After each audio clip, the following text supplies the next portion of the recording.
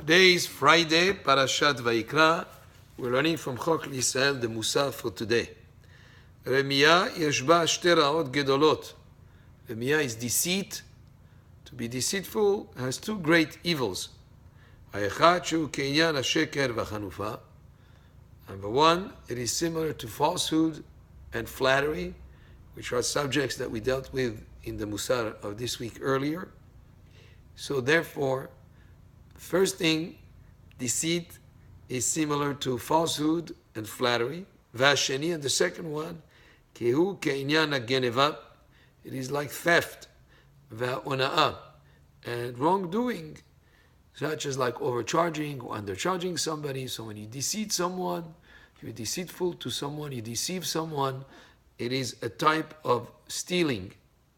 Umzalzel b'shem yitbarach shenirah chas v'shalom. It is as if the person belittles God because he doesn't notice or pay attention that Hashem, God, is aware of everything that a person does, including his deception.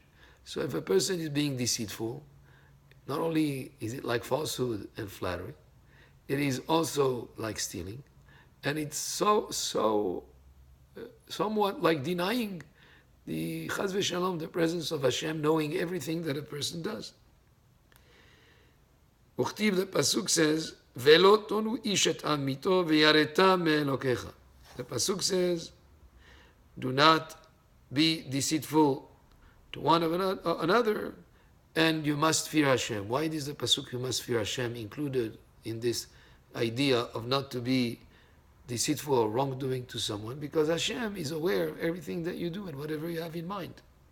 And therefore, be God-fearing and you'll not be deceitful. Uchtiv, as the pasuk says, Lo ta'asu avel b'mishpat, do not defraud other people. Ani Hashem Elokechem, I am Hashem, your God. Utchilat dino shel adam achar ha'petira, and the opening question of a person in his judgment after he passes away is nasata venatata be'emunah. Did you conduct business honestly? Were you truthful in business? Were you honest in business? That's the first question that a person is asked. Ve'u min arba kitot she'enam mekabelot penei shechina.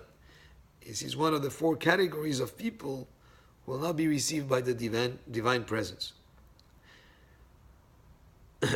Shene'emar lo yeshev bekerev biti oseh remiyah. Like the pasuk says in Tehillim, a person who is deceitful will not dwell in the midst of my house. This is in the house of Hashem. In other words, you'll not be able to connect with the divine presence because of his deceit. Velo charva Yerushalayim ela shepasku imena ba'alei emunah. And Jerusalem was destroyed only because honest people ceased to be there. Like we mentioned earlier in the Mussar, in the subject of falsehood.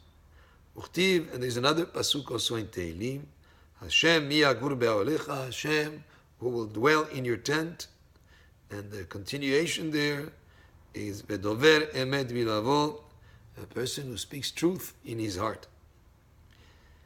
Ve'amru rabotenu zichron levracha, our sages said, Ish emunot rav berachot.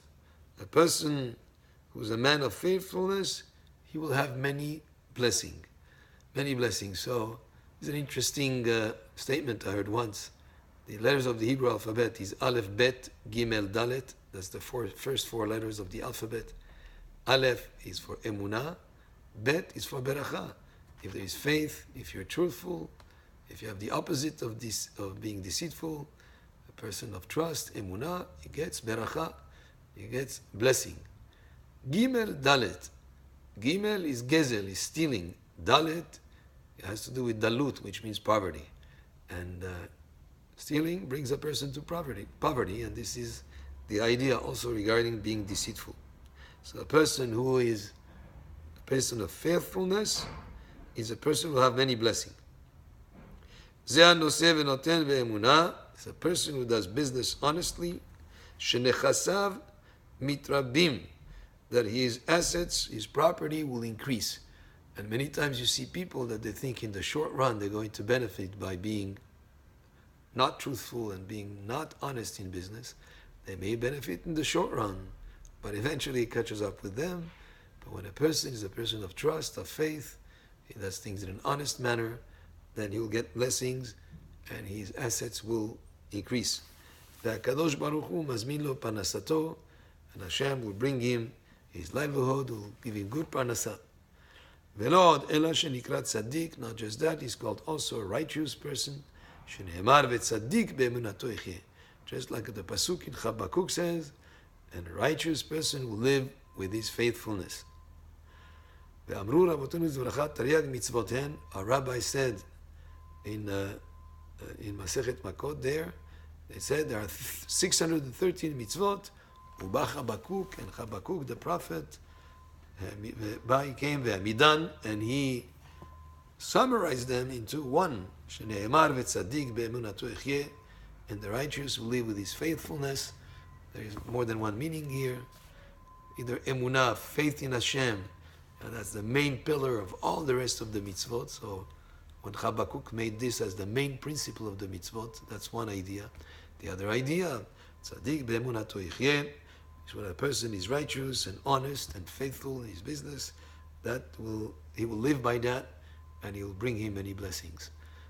Baruch Adonai le'olam, amen ve'amen, and Shabbat Shalom.